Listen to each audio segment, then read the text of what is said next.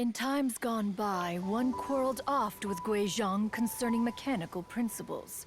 We each had our ideals, and neither would yield. Under the pretext of a social gathering, one invited the impartial Rex Lapis to judge the quality of our creations. But Rex Lapis declared that Guizhong's Obscuro Vulpus mechanism was superior. Though one was too proud to acknowledge it, in one's heart, one knew that Guizhong was indeed the superior talent in the mechanical arts. As for the story between Guizhong and Streetward Rambler, that begins with a certain bell.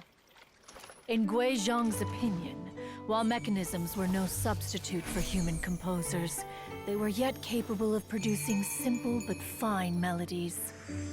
But Streetward Rambler believed music to be an expression of the soul, an emotional enterprise that could never hope to be replicated by machinery. They argued endlessly, until one asked Rex Lapis to intercede. He confiscated the bell and designated it for ceremonial use. Thereafter, one would often find them convening in the mountains, discussing music, mechanics, and all the affairs of the mortal world. But these good times were not to last. War broke out between the gods, and soon engulfed the Guili Plains. Guizhong was overpowered by the enemy, and fell in battle. When Streetwood Rambler and I arrived at the scene at long last, all that remained among the ruins was her lifeless body.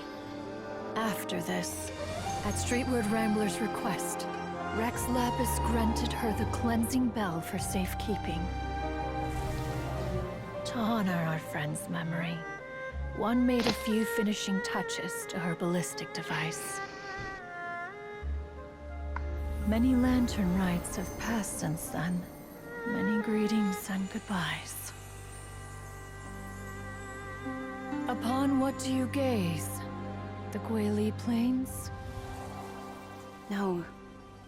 It's everything.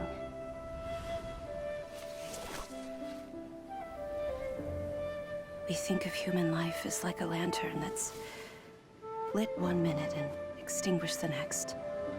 But are we Adepti so different? Perhaps as dust settles after a storm, we too must one day return to the world below.